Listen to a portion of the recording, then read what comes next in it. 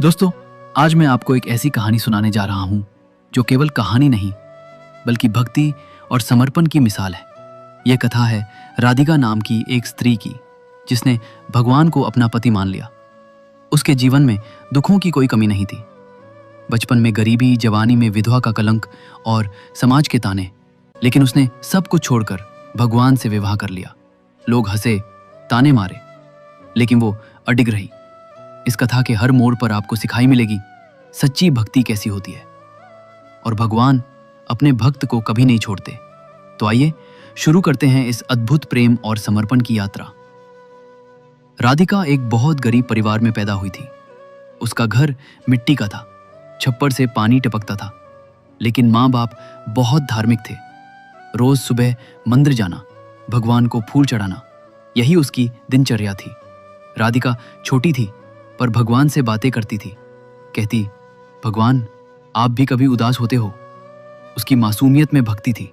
माँ कहती, बेटी भगवान तो सबके दुख हरते हैं। वहीं से उसके दिल में भगवान के लिए एक अलग सा रिश्ता बन गया, दोस्त जैसा, अपना जैसा। वो अकेले खेलती तो भी भगवान से बात करती। उसे लगता भगवान उसकी सुन रहे हैं। समय बीता। गरीबी में भी माँ बाप ने उसकी शादी कर दी। पति बहुत अच्छा था, लेकिन दुर्भाग्य ने दस्तक दी। शादी के कुछ सालों में ही उसका पति बीमार पड़ गया। राधिका ने खूब सेवा की, दिन रात जागी, दवा दी, भगवान से प्रार्थना की, लेकिन पति ने उसका हाथ छोड़ दिया। वो विधवा हो गई। उस दिन उसके जीवन में अंधेरा छा गया। गांव में लोग कहते, मनहूस है, पति खा गई। राधिका का दिल रो पड़ा, पर वो किससे कहती? उसका सब कुछ लुट गया था। अब राधिका के जीवन में नया संघर्ष शुरू हुआ। गांव की औरतें उसे पूजा में नहीं बुलाती, मेले त्योहार में अकेला छोड़ देती। कोई उसके हाथ का पानी भी ना पीता। उसके लिए हर रास्ता बंद हो गया। यहां तक कि रिश्तेदार भी कतराने लगे। वो चुपचाप सब सहती रही। भगवान से कहती, तुम तो मेरे अपने हो, मुझे क्यों छोड़ा?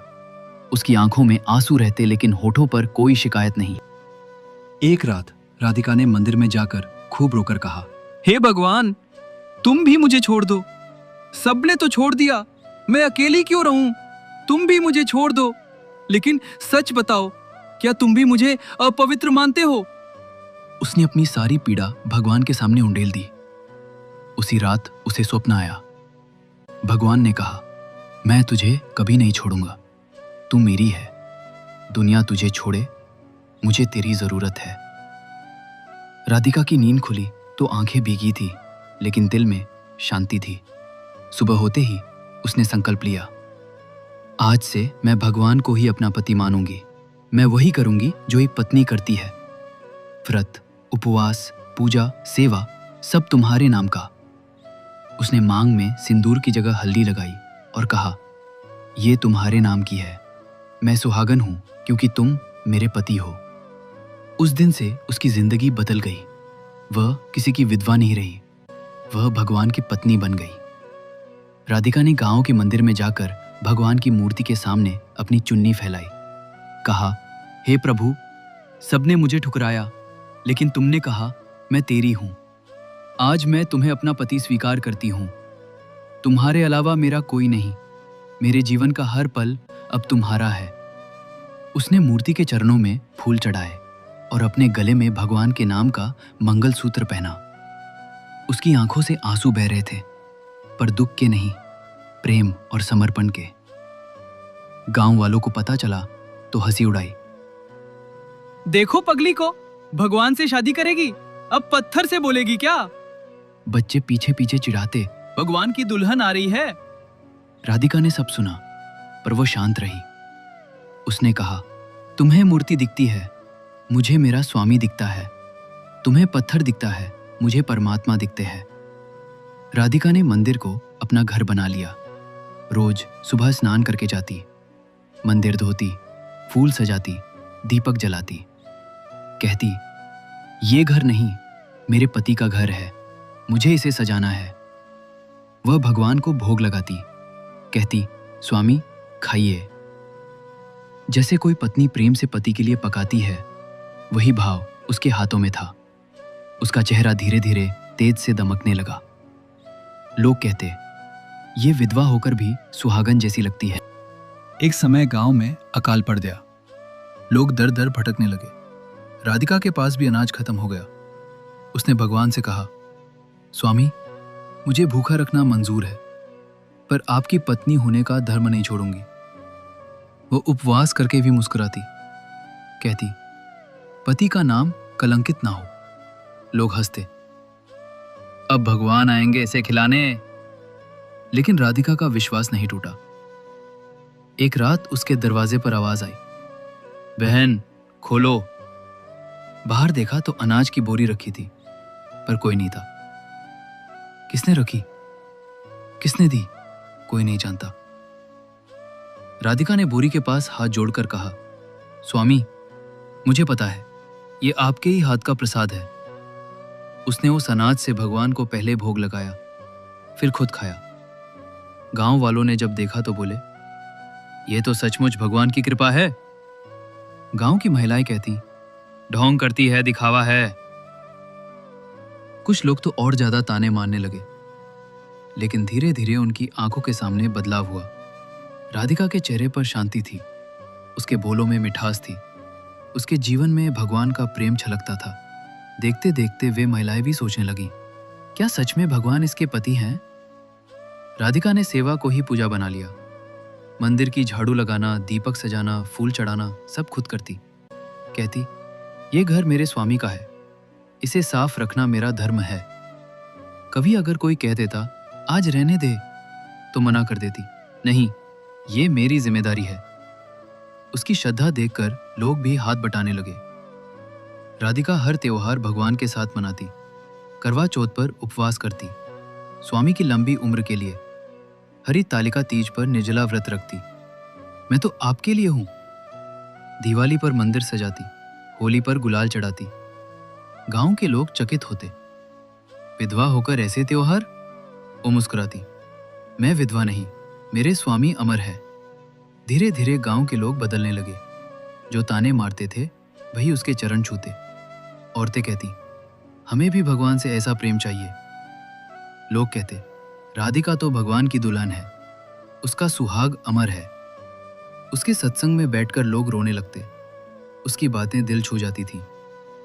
पति वो नहीं जो जन्म जन्मांतर में साथ छोड़ दे, पति वो है जो आत्मा का साथी बने। राधिका की भक्ति का असर गांव पर पड़ा। मंदिर पहले सूना रहता था, अब वहां भीड़ होती थी। लोग रोज दीपक जलाने आने लगे। किसी की फसल खराब होती तो वो राधिका से कहता, दुआ कर देना।